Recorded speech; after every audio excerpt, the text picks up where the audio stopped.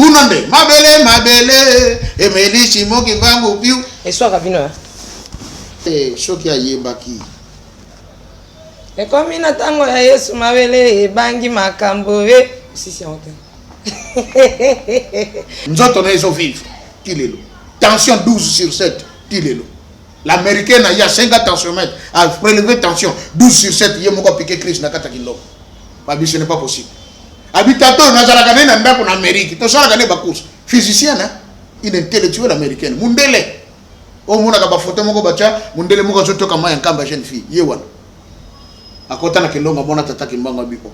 Mais nous, on a tout le temps. Nous avons un cercle, il y a beaucoup. Na Israël, drapeau. Là, même un drapeau, tu na Israël. Tata qui m'a dit, Batumsou, Bakosala, Soka Yoki, comme on a mis ça, le col Moutamoni fantôme. Toyoka Kango. Il y a des prédicateurs, hein.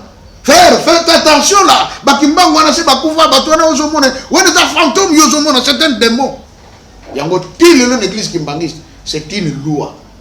La polygamie n'est pas tolérée. Ce qui va changer dans le cas de la polygamie, les bandes de l'ingomba. Dans ce cas, on va regretter. Au moment où il y a mon beko ya lingomba, to bina kate, to kenape kota la mabina. Non, c'est interdit. Non, on ne danse pas. Non, on défile. Et bien, à Congo central, et à Bambo Gaming, il y a un système selon lequel les Akar, n'a pas pourquoi, Baché Bambunda, Batandikuna, Batu Bakangi, Bamakuta, le Keto, Batsebo Zobeta, et au côté de la danse obscène. Masanga pe wana. Nemba mana bambisisi na biso. Na kamwa, mwana moka mukeya mwasi. Batune makambo école, azuko ko répondre ti. Batune deuxième question, ça dit quoi RTNC? Rien. Maintenant batune kaka musicien ni yolinga. Tel. Yemana na nzembe nemo. Zela nan. I know. I learned it, yes, I was in the center. Okay. Yeah, I can speak in British and American form also. I know it. It is just a language. C'est juste une langue. Yango Nzambe a sali que carte ya RDC et puis mana Capernaum. Il a dit que cette terre appartient à ce peuple. Et puis makambo fallait sali mela awa ezasu awa te ezasu ko na Congo. Horloge Nzambe. OK. Tata Kimbango continue. Na ba boîte ba danse comme obina. Eh koti. Siko kirizmo ko kuta penza mo muso za Nzambe mais kuna pe sala succès. Nikono na lega kina rompa ngabreka. Soti toko ligana ya solo. Alléluia. Toko mona groupe. Papa. Frère Patrice. Alléluia. Je cherchais le monde, je l'ai trouvé dans l'église. Et l'église, je l'ai trouvé dans le monde. Alors bagini confusion. Ampasi yangai Mungu nayo. Butu moi. Nakolela longisa ngai na etumbo okolo Yesu bomba nakuta na avenue du commerce ole bato bazeka luketo bato tout bazo défiler la avenue du commerce yango eza lelo et côté l'église ça fait mal hein maman Tiffany ça fait mal pasteur qui couche avec un chien ou une chienne c'est grave ça comment on est déjà je peux pas dire de ce que je n'ai pas vu.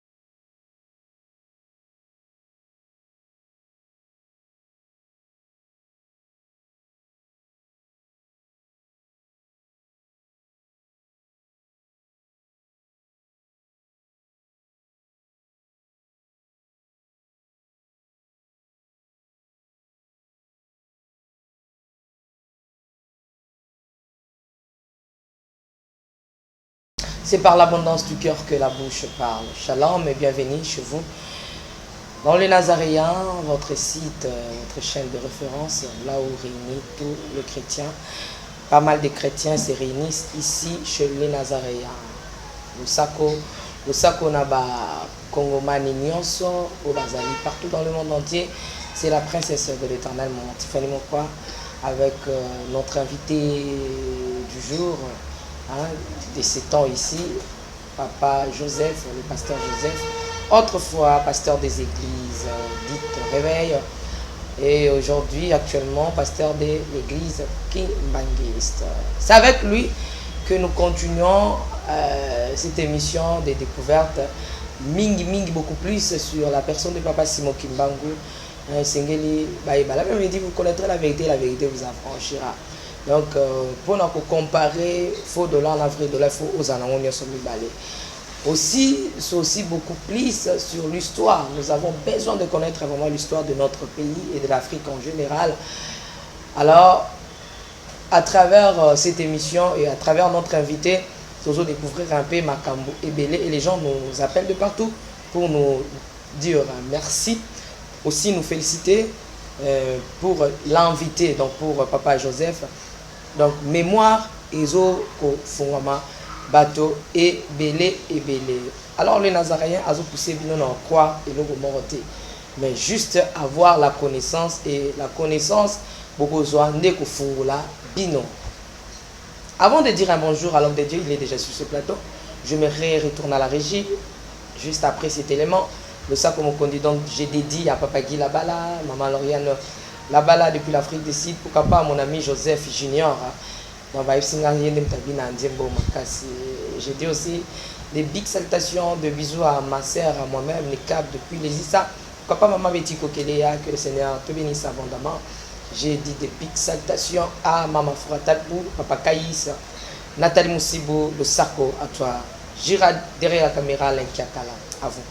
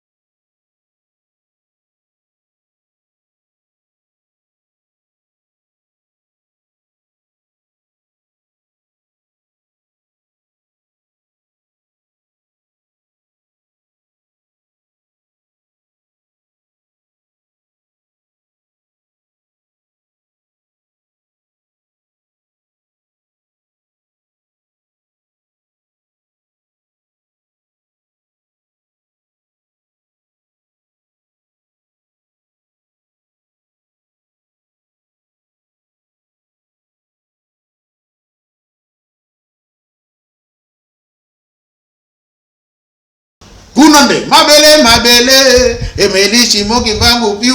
Et soit Ravino. Et soit Kate. Même vrai Kimbangiste a la Katango sur Kabilo Kouane.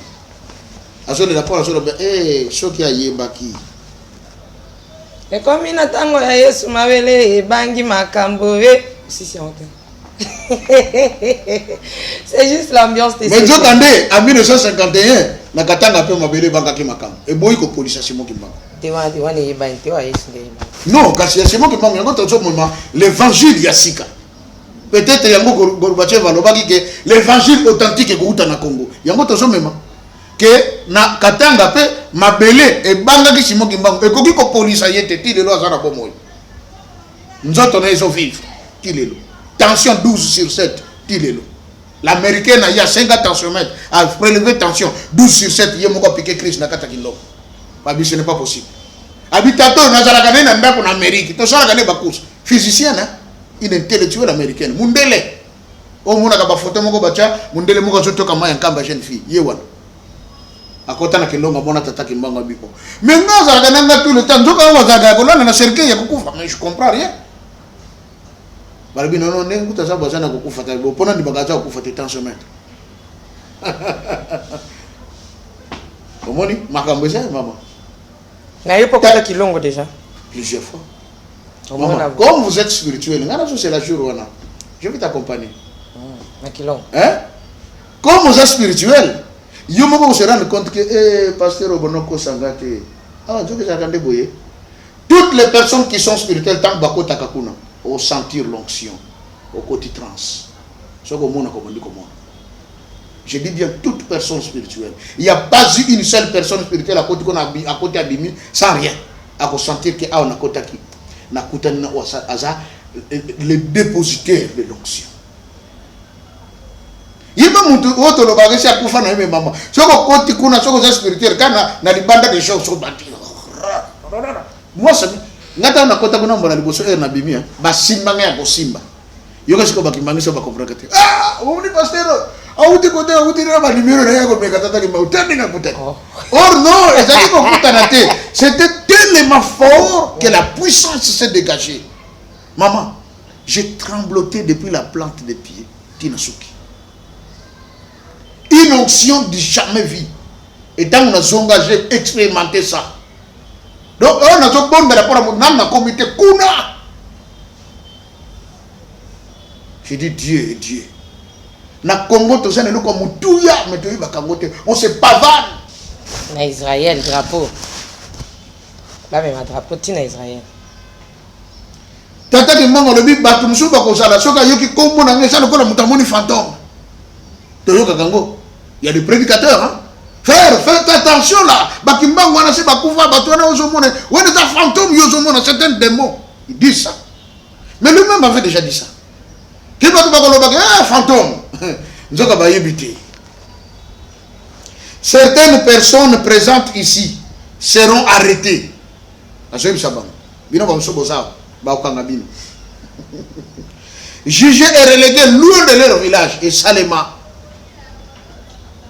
Alors bien avant le 10 septembre, bazano no libre bazo yembra bango. Kana votu kagama kama katena yewonga. Omoni bama waka.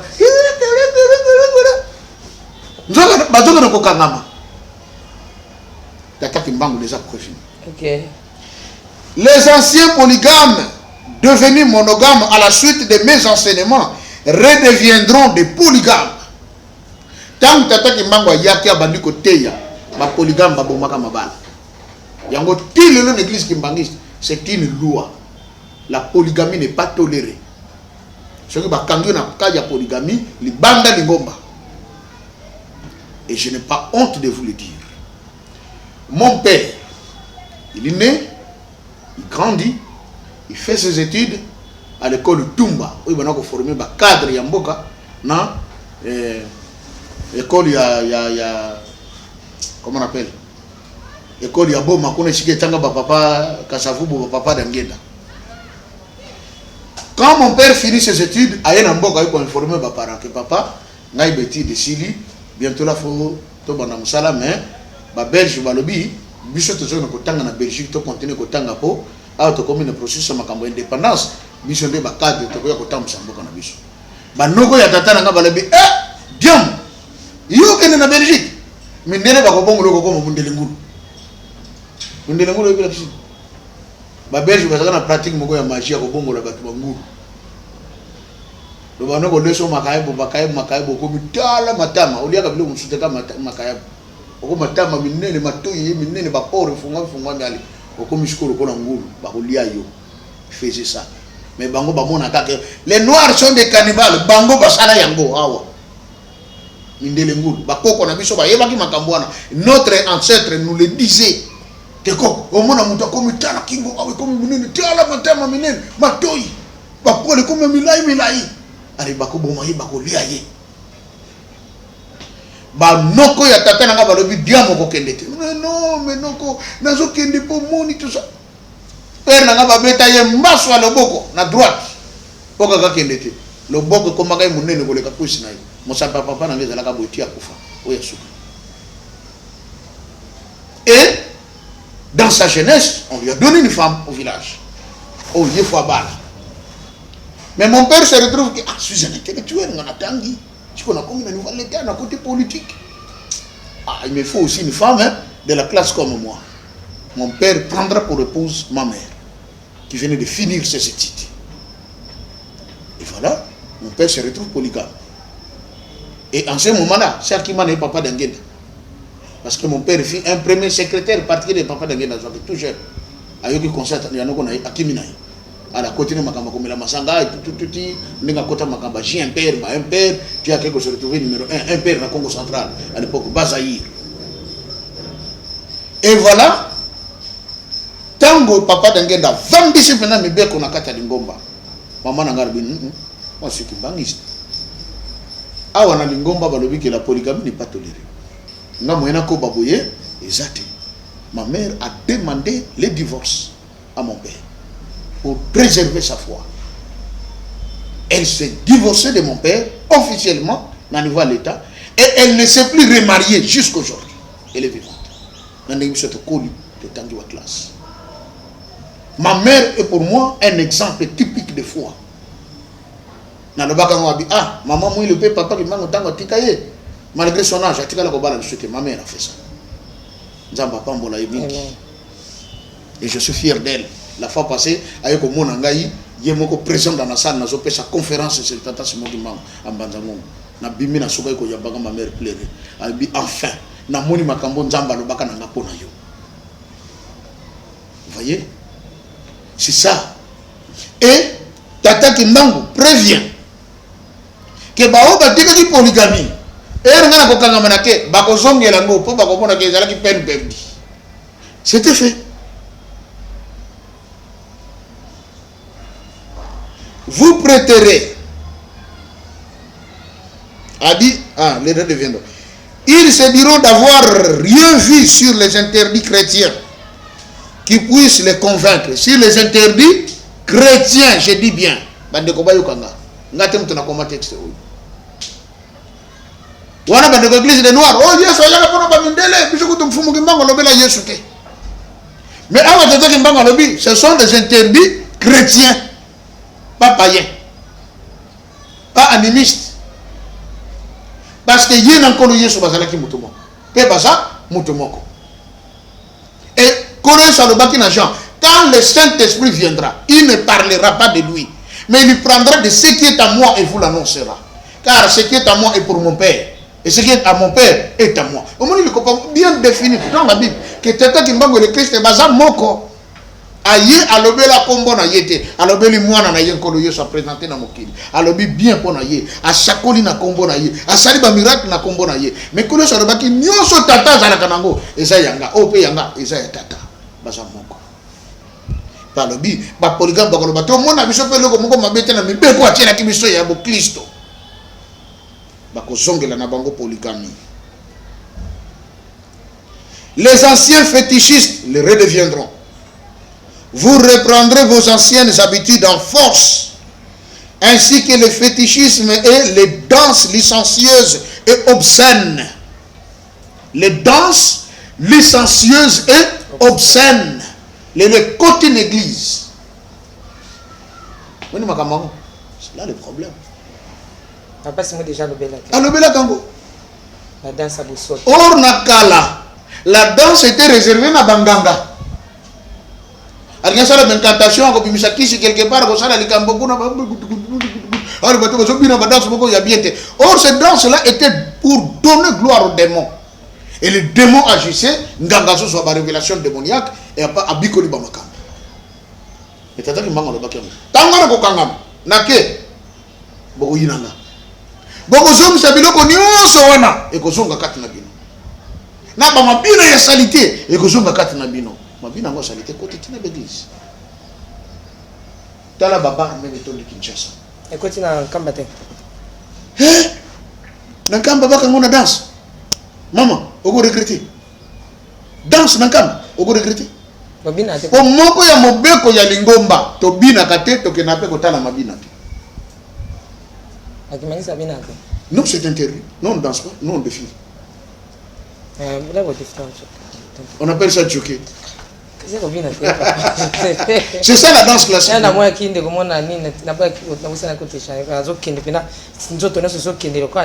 Non, ne vous en faites pas. Je dis, là où il y a les vrais, il y a toujours les faux. Mais tant que ça, les marques, on les interpelle. Et ça n'a pas besoin que tout le monde quand il y a Nenga Salibongo, les bandes Ligomba, 6 mois. Est-ce que la Bible est bien entendu? On a dit danser, chanter à l'éternel avec des cantiques. Oui. Merci. Quand Dieu vient sur la terre, à chacune de ses venues, il y a une dispensation. Je voudrais que nous comprenions le Coran. Lorsque Dieu le Père est venu sur la terre, il s'est incarné dans Moïse. Il donne naissance au lévitisme. Il y avait ses lois. Il y avait ses préceptes. Il est arrivé un moment où certains préceptes et le waki. Parce que le Fils de Dieu maintenant est venu. À établir Oyoyaye. Mais vous verrez que ce que tant les actes des apôtres, nulle part on dit même que les apôtres dansent. N'importe ce que ça nous dit. Mais là, Paul, il chantait les cantiques et les louanges. Non, il chantait dans ce barbie. Paul et Silas chantaient les cantiques de louanges. Mais quand il a louange, oui, mais c'est ce que je dis. La Bible ne nous précise pas qu'il dansait. Mais on a dit tout simplement qu'il chantait les cantiques de louanges. Là, dans la dispensation, il y a Christ. T'as voyé. Nulle part, tant qu'il te zalaki en Antioche, tant qu'il te zalaki en Jérusalem, après, Batubakoti, Babadi Kobina et tout consort. Exact. Dans le système, on va lévite. Maintenant, dans le lévitisme, les gens dansaient. Vous comprenez? Oui, les gens dansaient. Même avant la loi, les gens dansaient. Dans le lévitisme, les gens dansaient. Mais tant que Christ a eu la dispensation, il y a dans ces athées. Dans l'église, exact. Parce que ceux qui ont dit, on verrait ça. On ne va pas apôtre et tout le reste. Il n'y en a pas. Quand Tata Kimbangu arrive, lui, Dieu le Saint-Esprit, la dernière dispensation, il y a l'obi mabinate. C'est lui qui dit. Et nous disons, ce que le maître a dit, c'est ce que nous allons faire. Nous avons dit, qu'on a dit, tu as la mabinate, et tu as dit, kobinate. Kimbangiste qui est un concert. Ce qu'on dit, un kimbangiste dans un concert, c'est un faux kimbangiste. Oui, c'est un faux.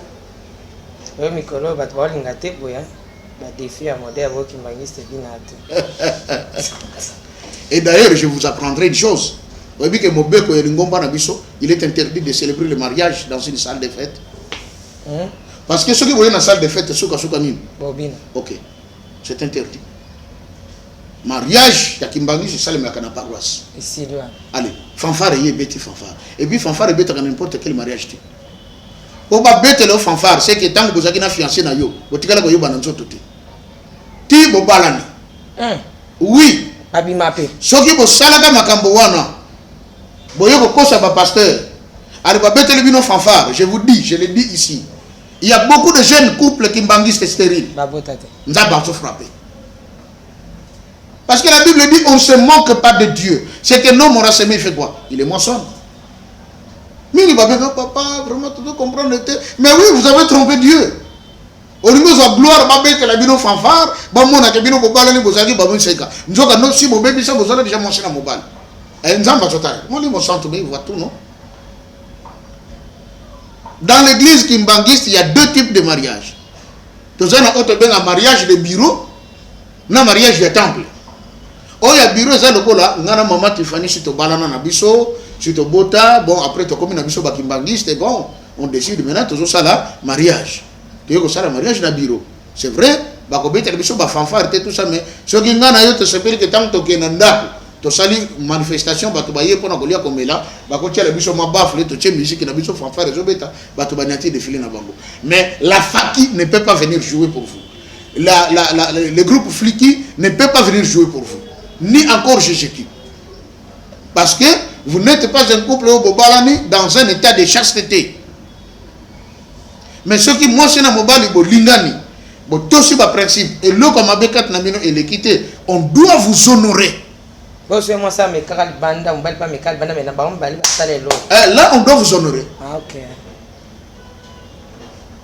Et na pesi to lui en passant. Bande ko ba jeune okende ki na yo na fiancé bo comment déjà moi c'est na mobali banda kal ba musupe ba koma pena kwa ndokola kiseni bona soni ke non soki reverser na ko sali banda ngomba. Allez après aye jour à mariage, bras dessus, bras dessous, voilà mon laï, ma protocole. Maman, c'est mon mariage qui m'a dit. Somme mon jalaka. Cadeau de cadeau. Somme mon déjà. Cadeau. Ah, cadeau. Parce que c'est bien organisé. Tu vois, tu vas faire la cabine qu'on a en trompant Dieu après avoir commis des péchés. À les conséquences, c'est comme un anda, ma beauté zate. Bon, comme un anda, mi kakatoni bandi. Qui et comment qui paye? Il y a des kimbangistes, je suis sincère de le dire. Qui s'est divorcé? Papa donne une loi. Il est écrit, tu n'abandonneras pas la femme de ta jeunesse. L'église kimbangiste, le divorce est interdit. Parce que tant que tu as parlé à je t'aimerai pour le meilleur et... Ah ouais, ceux qui pire, ça supporte parce que tu avais dit ça. Divorce, c'est interdit maintenant, d'après la loi de l'Okotakan. Il n'y a plus de divorce. Quand il y a un dossier de divorce, c'était pas traité en côté. Va te réconcilier avec ton époux ou ton épouse. Attends, quand infidélité, Bible lobby l'infidélité. Mais l'infidélité c'est le pire, non? Non, je t'aimerai pour le meilleur et le pire.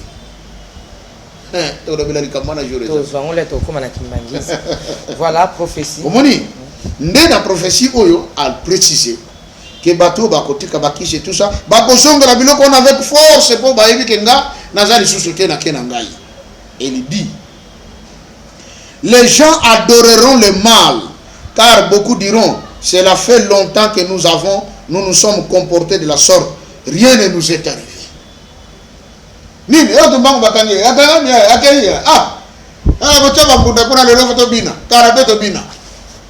Congo central. Il y a un système selon lequel les Akara, batie bambunda batandi kuna batu bakangi ba makuta na loketo ba nzembe zo beta e kotala ba danse obscène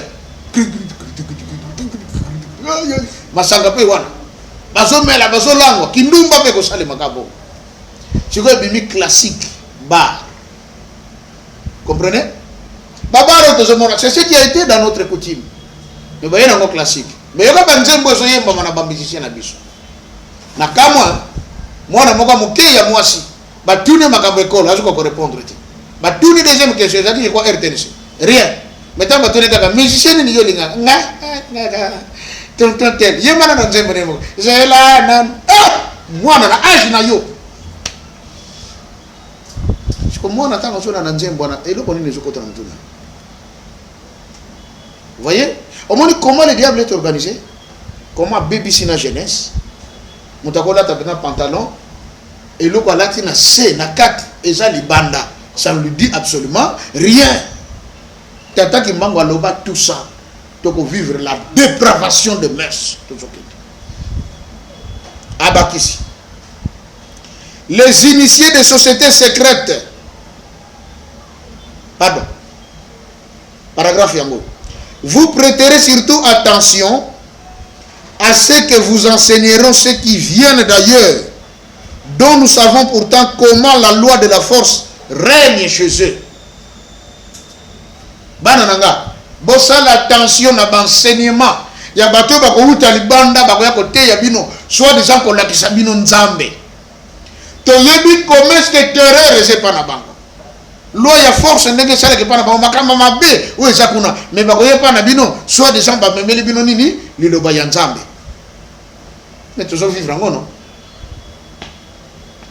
I have come here to learn to the Congolese people that Jesus loves you so much. Hallelujah. Amen. Mais c'est qu'en Amérique, yes, I speak English. I know. I learned it. Yes, I was in the center.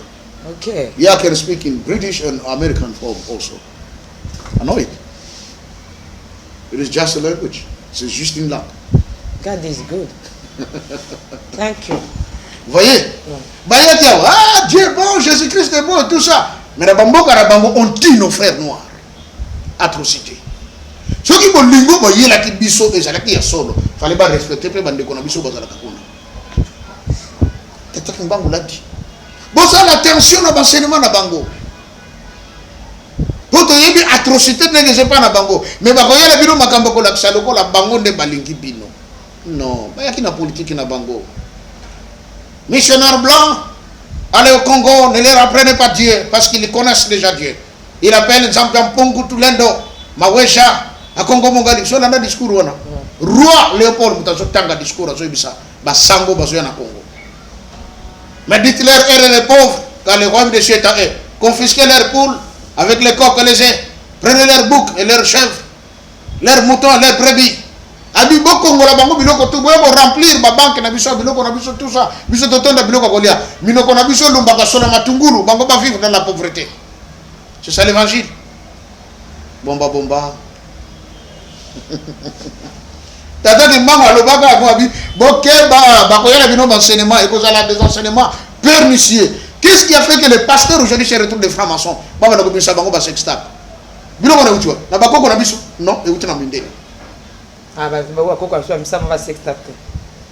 Bakoko na biso pour internet izalate makambo le bima parce que internet izali réseaux sociaux izali bato kala kasi basala makambo mabete ne basala na bango pour le moins si que ezali te ezala que basala na bango Sodome et Gomorrhe ezalaka oui mais na lobi boy biso le peuple Congo toza ba isolé les Israélites vidéo moko batindeli ngai makambo zele kana Kasai bande kwa Kasai kwa mvulwa na ngai te c'est votre coutume zele kabongo vieux 70 ans abali mwana il y a 12 ans il y a moi aussi c'est comme mon question oh tu trouves pas que c'est mauvais toi tu as pris une femme qui est vraiment ta petite fille mais c'est pas normal il y a pas réponse là mais je lis la Bible on a dit dans la Bible quand David était devenu vieux on lui avait donné une jeune fille Abaki je lis également dans la Bible quand Abraham sa femme Sarah était décédée alors on lui avait donné aussi une jeune fille égyptienne qu'il avait prise en mariage. C'était une jeune fille. C'est comme ça que nous, on prend aussi des jeunes filles.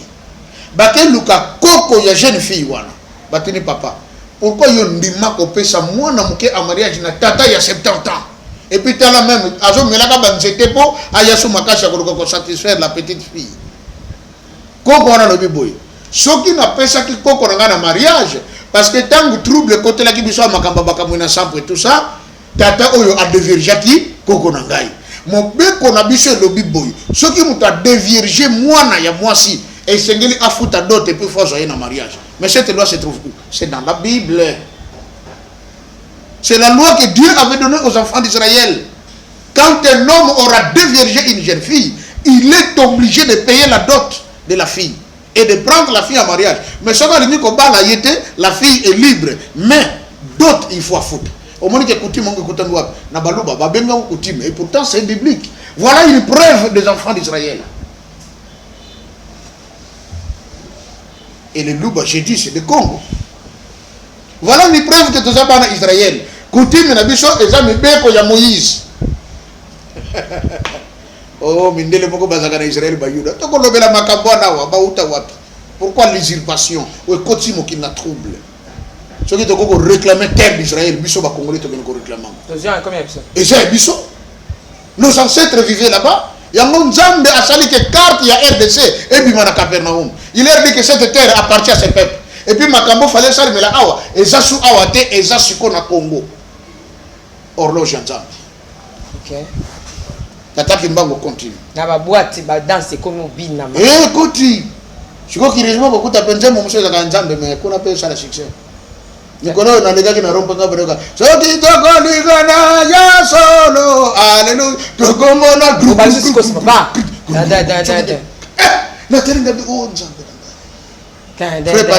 Frère Patrice. Alléluia. Je cherchais le monde, je l'ai trouvé dans l'église. Et l'église, je l'ai trouvé dans le monde. Alors, confusion. Mon frère, ça bon. Mais la musique, quand on a une limite, elle est partout, les gens ont effet ça. Mais la danse, nini. C'est le gars qui est au bas. Tu es venu au bomba, vous êtes tu musique à famille, les gens la portée déjà. Comment on est au banjo bima? Oui. Musique n'a pas utiliser, on est bête avec ta langue. Mais comme et ça parce que vous avez un quoi?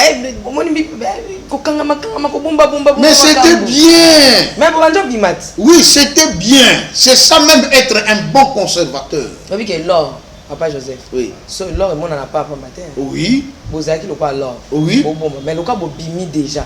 Beaucoup mais à la portée de tous. Merci. Beaucoup yo ka musique il y a groupe ana niveau alki. Na keko tuna mukuse. Toza na bande komoko basalaka groupe qu'on appelle les artistes au sein de l'église kimbanguiste hein. Ba bimisa album na leka na venu du commerce. Ndeko moko na beta musique wana. Obile ko nakuta. Maman, le kimbangisme c'est une force.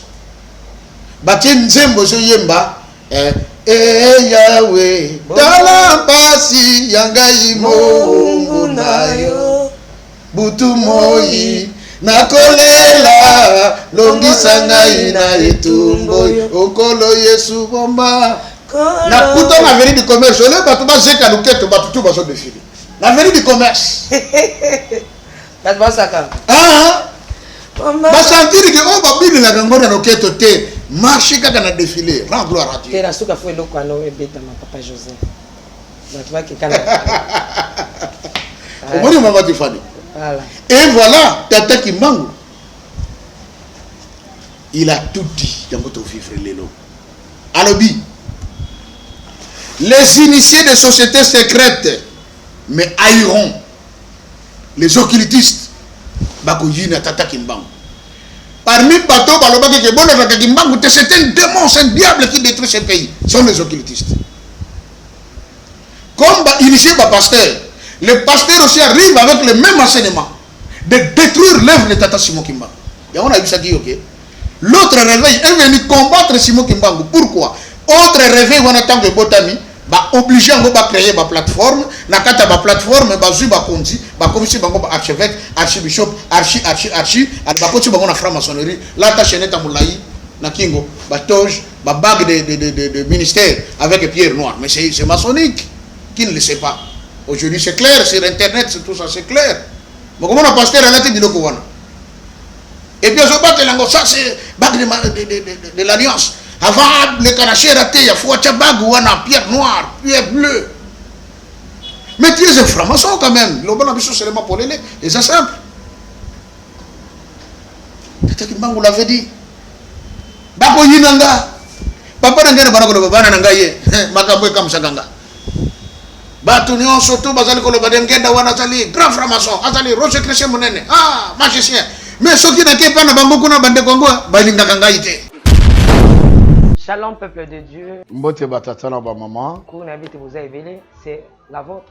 La princesse de l'éternel, maman Tiffany Mokwa. Rendez-vous à ne pas manquer le 26 mars à partir de 16h juste. L'éternel fait pleuvoir sur les bons et sur les méchants. L'invité du moment, le pasteur Joseph. Botuna qui va question, peut botuna va question. Mingibo obata manasima WhatsApp. Alors, apesi biso vraiment tango po ete a solo la na bino face à face. Na chaîne Abisso le Nazérien. Avec la princesse de l'éternel, maman Tiffany Mokwa. La question que maman Tiffany a posée était Bokoloba Mingi, Yangoto, Lobina Bino était le 26 mars, donc samedi 26 mars. La question Nyon Sozo Tuna Nasima. Oh, parfois, tu tournes qui pété. En direct. Dieu est notre Père, il est le roi des rois et nous, ses enfants, nous sommes des princes et des princesses. Bon, on peut aller aux États-Unis, même aux Europe. Maman, monsieur à Paris. La pensée était tout ça là, un débat avec d'autres pasteurs. Mais il y en a aussi parmi vous qui ont appelé Bon, non, on n'a pas besoin du débat. Et là, comme ça, on a besoin que l'enseignement coule, mais surtout, on a des questions à poser. Voilà, l'occasion vous est accordée. Donc, tous en été bêta solo, Tinda SMS. Olingo yeba. Na émission toujours qu'on nouvelle sur le kimbangisme. Si je autolobelité kotuna yangote. Le samedi 26 mars de cette année, nous allons ensemble à partir de 16h juste jusqu'à X temps. Na kati ya programme Oyo, toko loué instrument, toko loué sika, toko loué boye et ko sengape moi mike ezala. Voilà. Donc ce qu'on contribue pour l'avancement mon salaire tata Simon Kimbangu na banda nzambe na biso akotika la kobosa na yote numéro de contact et si beaucoup côté na moi M-Pesa moi Orange Money et soutenir mon salaire Oyo to utaki na likamboteli papa Simon Kimbangu ya 1921. Alors to silisi papa Simon Kimbangu kiangani mituna na biso to retourna ezala cadre miki sur le plan historique. Bon, alors venez avec votre question. Vous allez préparer au Kolanabiso en direct. Nango na kobeta c'était noté bien. Makasité bokolimbisa. Tozoya pona bitumba te, oya tuna ba question o ekokitisa bato te. Ozoya te tumba. Tuna question pour été émission ezala kimia. Ko finga te koloba mabete. Et j'annonce déjà que le début à la live, ils ont prouvé que les Nazériens ont à la tendance d'une vraie chaîne de radio et de télévision nationale, pourquoi pas internationale. Merci mingi na koyebete bayo neso bakosangana na émission mokolo wana bazali bana ya Nzambe. Parce qu'il faut étoile montante du nom de Tiffany Mokwa et qui est vraiment du bosso. Biso ba Congolais des photos à Kanango, ceux qui drapeau ils ont ta tendance to kitsanase mete et longo na Nzambe tata ki mango to biso.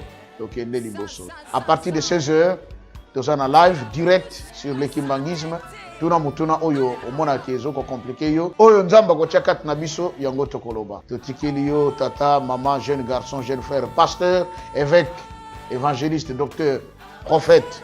Voilà l'occasion parce que les lots, mingi tozolo bela tata Kimbangu. Ah, Simon Kimbangu. Peut-être aussi votre apport sera le bienvenu dans cette œuvre. Ce qui coloise Massi Azongité, le 26 na BTCT, 26 mars na 16h juste Betal Solo. Aussi le Sibongo na combat tatama na molimo centre. Amen. Ciao. Merci. Quand on le voit en français, le loup entre ne se mange pas. Mais comment quand papa Denguenda va vers ces gens-là, Balingi était. Denguenda, ah, c'est un grand voleur. Là, il comment? Oh, Denguenda, un grand voleur. Bisous pour ton compte à Kabogot. Moi, Moyibi, ah, Denguenda, Moyibi, Bete, Mababa, Moyibi. À côté de Nanda Banani. Papa Denguenda, à côté de Nanda Banani, Poyer. Est-ce que tu as dit que Azalaka, les fonctionnaires les mieux payés de tous les Congolais du Congo? Et tant que soit qui mbongo na des comptes final ba bisenga zalaka 50 000 francs de l'époque. Aux années en termes de millions de dollars. Oh ya pesa pour na caution ya mboka oyo. Ayibaga nani? Est-ce que tu yoga ko papa Denguenda atie monsa batu sebi? Kayiba ki monsa batu? Rien. Y a-t-il quelqu'un qui est allé porter plainte au tribunal que bon, papa Denguenda va escroquer Ibinga Mbongo boy. Amona nate. Mais il était voleur en quoi? Nzoka nde zalaki Nyonga Diamba. Ya Diamba. Oui. Et puis Nyonga Diamba bassin en public. C'est pas pour le Diamba comme me la partout. Bato bateka Diamba ba bige. So le maman Tifano me la ngam na teka. Oya ko defaki deboul au meli. Mina no futi. So to kuta déjà ka Tifani mais li solo ngondé ni ko. Olomini. Ote ça va naibi. Ah vous soyez c'était pas de soka soyez sur na yo na ye. Donc, quand je dis Nyonga Diamba, papa Denguenda, quand il marchait, comme on est zando ya bandoki, zando ya ba magicien, ba occultiste, si ba kangaki mili mwa batu, ba chewana o ba kolia. Allez, Faki, bana nga bokiti. Allez, tout à musique. Bino bozobona ndoka tokata basinga nyonso wana. Batu azo libérer bango, ali bakei. Et ba magicien bandoki bakoyana butu batala banyamo bakolia boy bazate nini o Denguenda le kaka moyibi atika ko yiba biso mbi ko kenango. C'est ça les voleurs de Denguenda dont on entendait parler. Tant on est ko yiba makamona o penda papa limisa ka penda lo baka ko osa moyibi nzoka yiba ne mutute tata Denguenda tata Kimbangu puis bakonina bato ya ba société secrète, ils savaient que kozala les initiés des sociétés secrètes. Il y a moins de et côté l'église. Ça fait mal, hein, maman Tiffany. Ça fait mal. Pasteur qui couche avec un chien ou une chienne. C'est grave ça.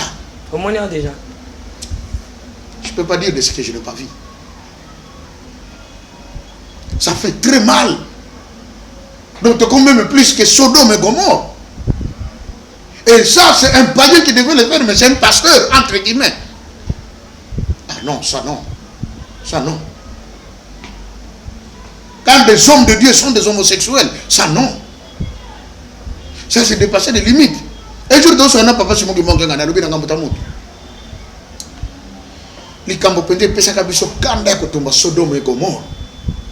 C'est que, Batuba Bongo Laki, Makambo.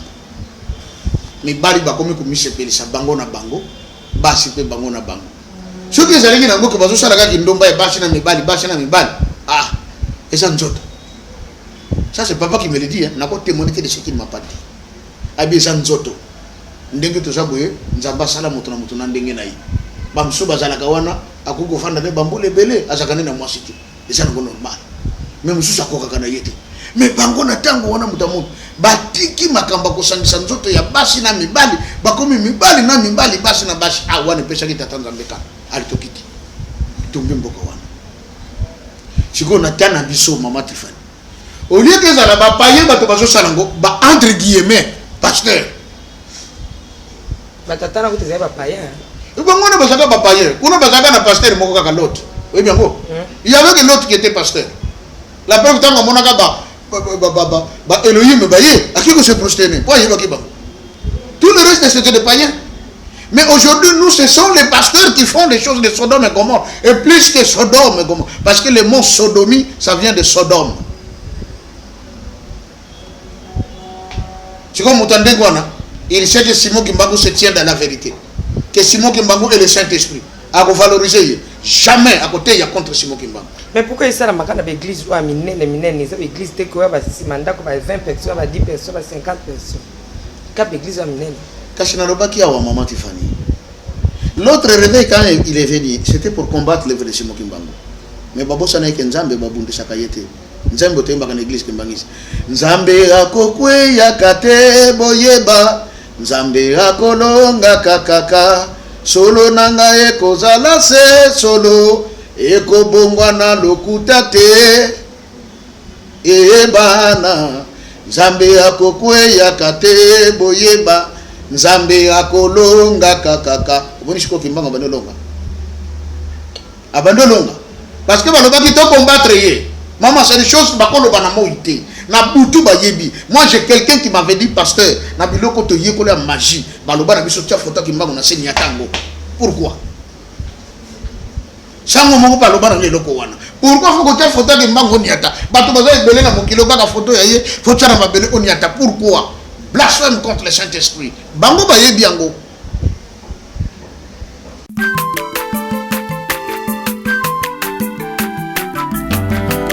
Mwana moto te po akosangai abongwani pete po awangata Nzambe ya le Nazarien, le Nazarien, le Nazarien, le Nazarien.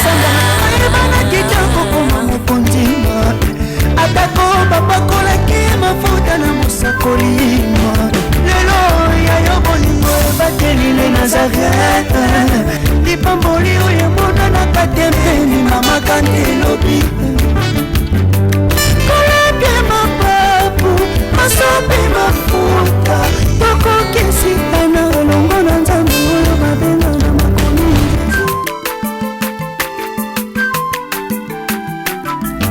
aza mwana moto te po akosangai abongwani pete